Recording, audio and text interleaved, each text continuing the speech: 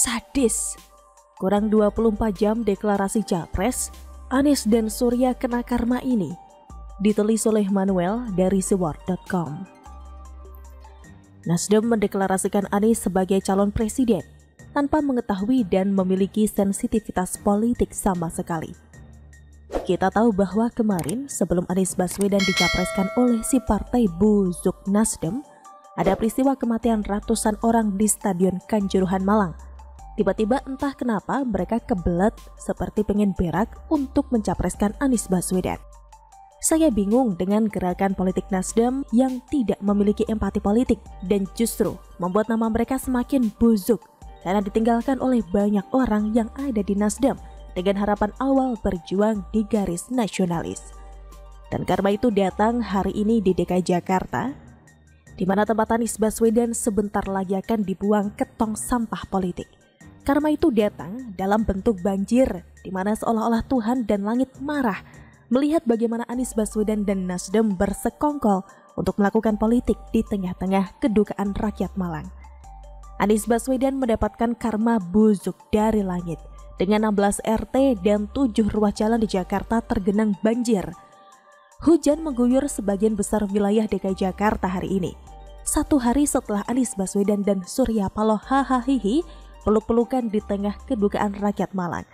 Badan Penanggulangan Bencana Daerah mencatat saat ini terdapat 7 ruas jalan yang tergenang dan 16 RT yang tergenang dengan ketinggian lebih dari 40 cm. Di Kelurahan Cipete Utara dan Mampang terendam banjir parah banget. Kemudian 7 ruas jalan tergenang ada di Jalan Pangeran Antasari, Jalan Rumah Sakit Fatmawati Cilandak, Jalan Jenderal Gatot Subroto Mampang Prapatan Kuningan Barat Jakarta Selatan, kemudian Jalan Raya Raden Intan II Duren Sawit, Jalan Taman Mini Makassar Pinang Ranti, dan terakhir Jalan Raya Kalimalang. Banjir diakibatkan karena Anies Baswedan ceroboh di dalam melakukan penanggulangan banjir. Drainase vertikal pun gagal membuat banjir menjadi berkurang. Buat saya ini adalah sebuah bentuk kedeksukaan langit kepada Anies Baswedan dan Surya Paloh yang melakukan tindakan politik di tengah-tengah kedukaan yang luar biasa. Bagi saya, apa yang menjadi peta politik negara ini seharusnya jelas, yakni menolak keras radikalisme dan intoleransi yang diusung dan diendorse secara berat-berat oleh Anies Baswedan. Ketidaksukaan saya kepada Anies Baswedan dan Nasdem ini bukan tanpa alasan. Mereka itu seolah-olah tidak punya rasa dan hati nurani di dalam berpolitik.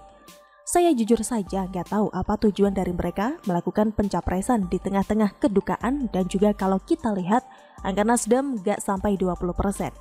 Koalisi-koalisi yang dibentuk justru menjadi sebuah hal yang mendukakan dan menyedihkan.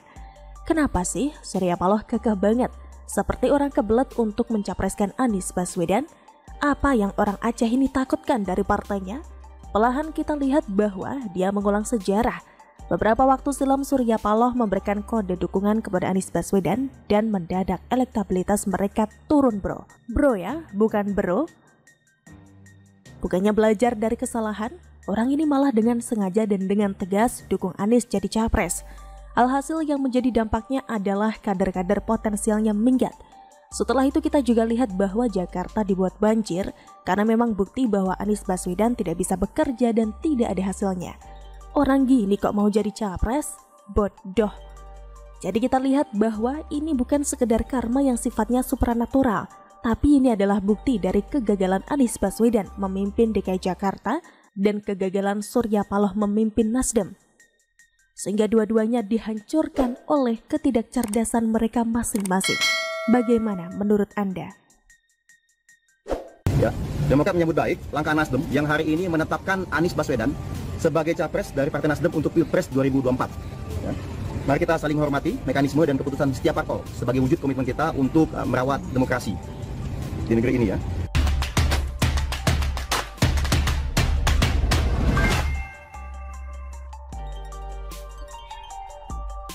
Bisa jadi Partai Demokrat yang semakin dibuat pusing oleh deklarasi Anies oleh Nasdem.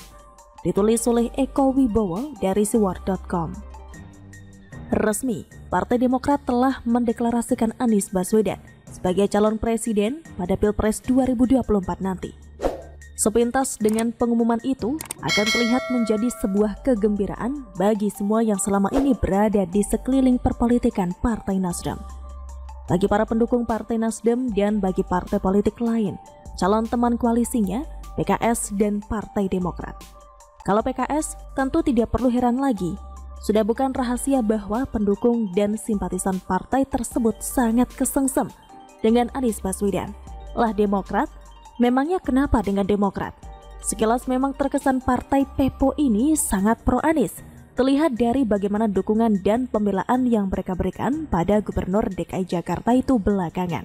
Partai Demokrat begitu jelas bersuara yang katanya ada upaya penjagalan terhadap proses pencalonan Anies Baswedan. Nah, dengan diperjelasnya sikap Partai Nasdem yang telah secara resmi mendeklarasikan Anies Baswedan sebagai calon presidennya, tentu diharapkan agar Partai Demokrat semakin yakin untuk mempercepat terbentuknya koalisi bersama PKS sekaligus. Harapannya adalah koalisi Nasdem, PKS, Demokrat segera resmi. Tapi apakah memang kemudian demikian itu yang terjadi? Apakah Partai Demokrat menjadi semakin yakin dengan PKS dan Partai Nasdem? Belum tentu. Kok bisa? Begini, yang disinyalir menjadi penghambat segera terbentuknya koalisi Nasdem PKS adalah kengototan Partai Pepo itu untuk menjadikan AHY sebagai pendamping Anies. Hal yang tentu saja tidak bisa diterima begitu saja oleh Partai Nasdem dan terutama oleh PKS. Partai Nasdem dengan segala pengalamannya tentu tidak akan begitu saja merasa realistis dengan potensi AHY. Sementara PKS jelas mereka sudah punya namanya sendiri. Mereka terbiasa untuk mendahulukan kadernya. Walaupun pada akhirnya kemudian bisa berubah dan menerima nama lain, biasanya diperlukan treatment khusus sebagai imbal baliknya. Kemudian seperti diketahui, Anies Baswedan tidak hanya disukai oleh Nasdem, PKS, Demokrat saja. Ternyata PPP pun suka. Bisa saja dengan PPP yang merubah haluannya untuk kemudian mendekat ke kubu Nasdem. Resistensi terhadap pencawapresan AHY malah semakin bertambah.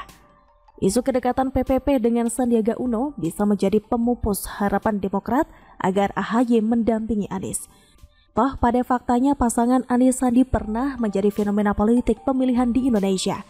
Nah, ternyata Partai Demokrat tidak serta-merta mendapat keuntungan dari telah diumumkannya Anies sebagai capres oleh Partai Nasdem. Usaha mereka untuk mencoba menunggangi Anies demi memberi kenyamanan pada AHY ternyata masih terancam amsyong. Hadiah, prihatin kok, seperti tidak berujung.